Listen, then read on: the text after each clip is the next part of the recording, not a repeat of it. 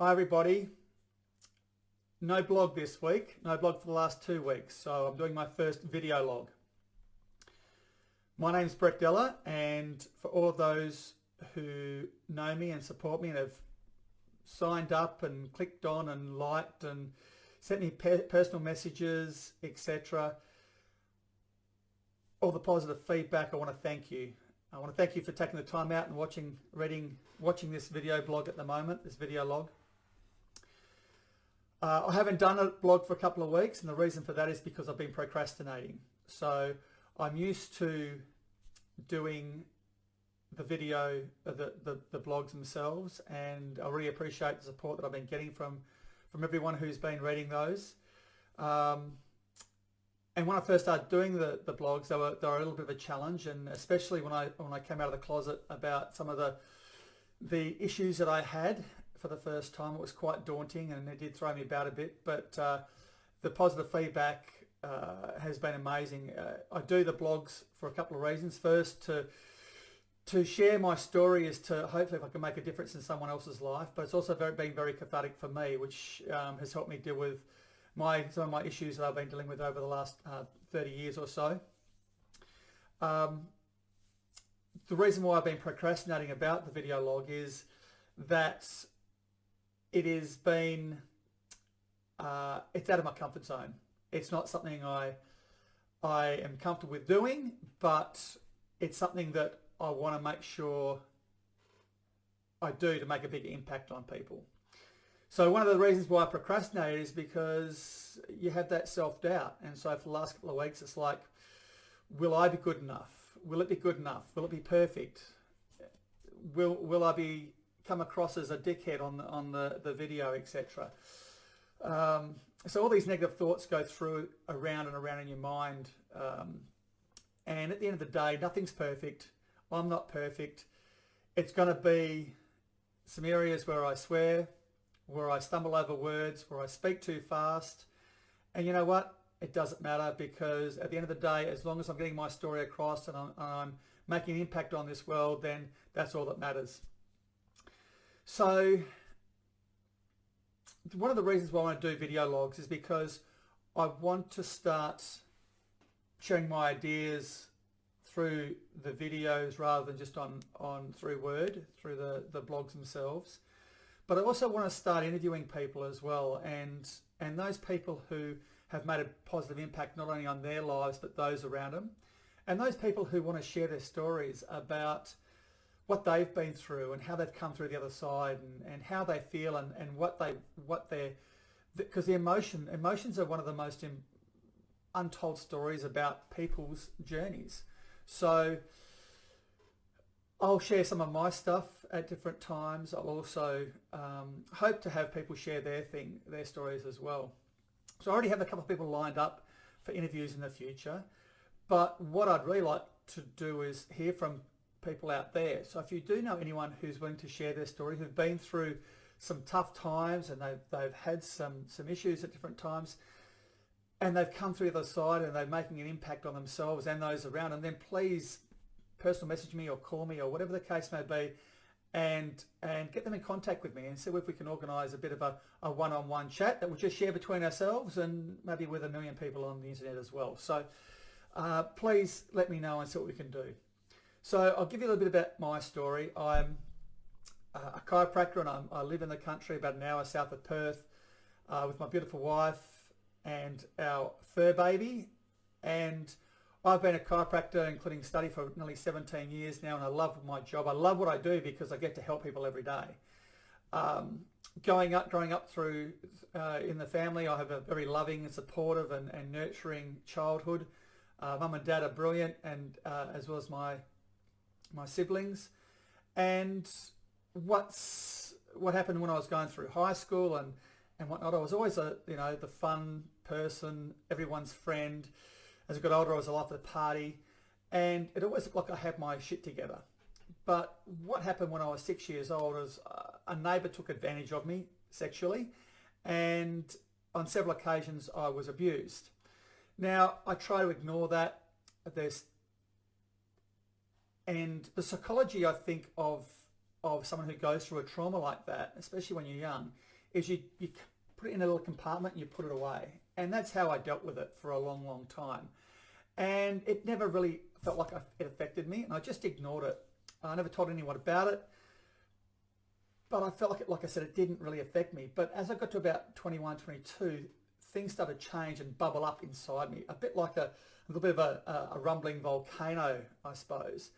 And a girl I was starting to see around that time, I was about 22, she was probably about 18 or 19, I told her what had happened. So it was the first time it ever come out of my mouth, that those words that I'd been abused. And so I put a lot of faith into her and the relationship, and the relationship didn't last very long, and she went on her separate ways, and that really knocked me about because I put so much trust into her. But I realised just recently, only in the last, not even the last couple of weeks, that sharing that with a 19-year-old woman, that's a massive thing. And for a long time I really struggled with where it went, and I really didn't give her enough credit about having to deal with that. It must have been tough, and so now I've been able to let that go. I've let it go at different times, but it's just to another level now. So that was really, there's this thing that affected me when I was 6 years old. It's affected me on so many levels. So I haven't realised it in a lot of ways, and it's starting to unravel over the last 12 or 18 months or so, and it's a good unravel. It's been a tough unravel at times, but it's been a great unravel. But when we went our separate ways with this girlfriend and me at the time, I was devastated, and I went through this massive depression. My first time I really got hit with depression. I didn't know how to deal with it. I didn't know how to put it in a compartment and put it away. And I was just, I wasn't sleeping, I wasn't eating, and it was just a really tough time in my life. And I remember thinking, I don't want to ever feel like this again. So basically what I did was I built up a wall. I put a wall around me, and so my emotions were really, really shut down for a long, long time. And it was the way I dealt with things. I learned it when I was 6 years old, and it'd come back. And when I got hurt again, first thing I did, pressed it down. And so I already compressed down an issue from when I was 6. Now I'm starting to compression other issues as I got older. Not long after that, a year or two after that, I was in the police force at the time. I was in a firearm incident where I was inside an issue for a building for 5 hours and not knowing where the shooter was, and someone had been killed at the time. And of course, in the police force, you can't show any weakness. You can't show that you have an issue, because otherwise you're not a real man, and you're not really, shouldn't have to have a weakness, so to speak. So again, I pressed that down, and a couple of years later I was in another one, and again, you can't show a weakness or an issue, so you push that down. And so I went through life pushing down these issues, and when you do that, it's like a volcano. It can only compress down so much before it starts to bubble up and start either exploding or seeping through the cracks. And for me, it seeped through the cracks. And it comes out in different ways. So in my belief, it comes out in either depression or anxiety, come out as anger or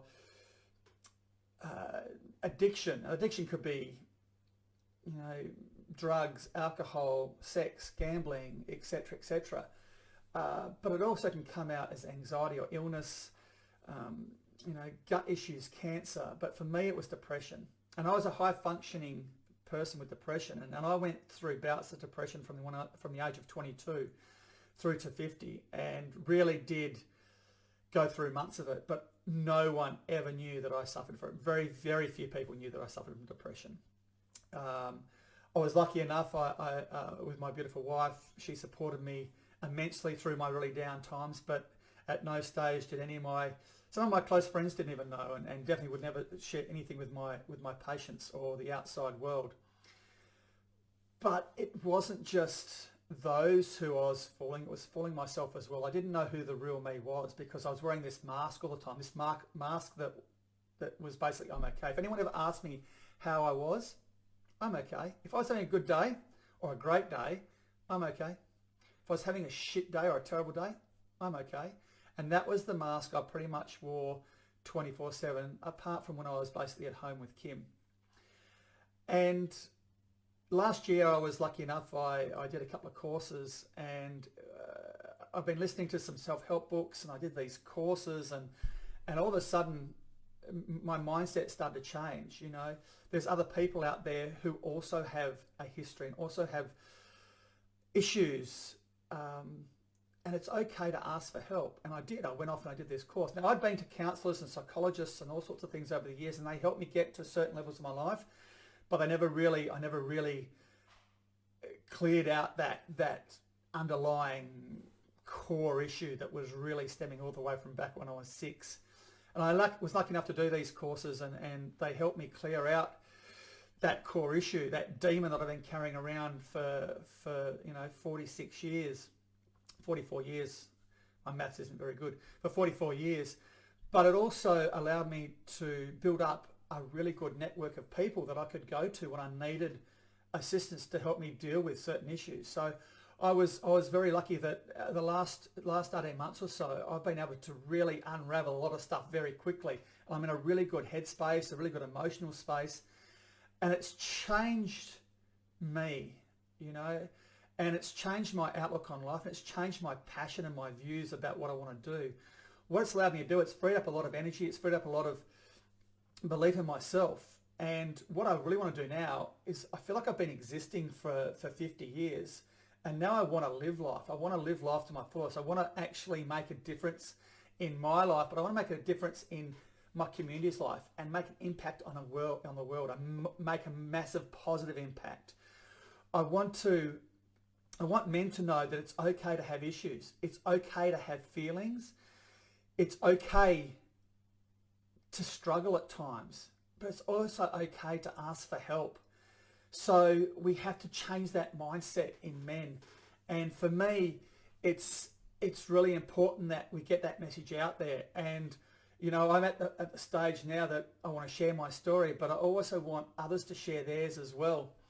I want to start a movement of men, you know, men that are open, that are brutally honest with themselves, that they own their shit, they're true themselves, and to start to live life and not just exist. I want them to find their passion and find their dreams and live that dream, and to deal with their demons and love and laugh and be whole men and be content and be fearless and be true in every sense of the word, as a real man should be. And I want them to join me. I want everyone to join me on my mission. And I want them to change their life, you know, and I want you to change your life now, starting now. So if you have to speak to someone, if you have to tell someone you love them, or you have to deal with an issue, or you have to straighten out something you haven't dealt with properly, if you want to deal with your shit or deal with your demons and own your stuff, then don't hold anything back and start doing it now. I just want you to remember these 2 words. It's time. There's no point waiting any longer. It's time to deal with your shit and get on with life and start living and not just existing. So thank you for taking the time out. Remember, PM me, personal message me, send me a text, Facebook message, etc. Whatever you want to do. I really appreciate your time and your support and taking the time to watch this message. And there'll be many more to come, I promise, now that I've got my head around this and I'm doing it. So I can't wait to hear from you, and I can't wait to share this journey with you. So thank you very much. And remember, if you've got some stuff to deal with or you need to do it, it's time to do it now. It's time. Thank you.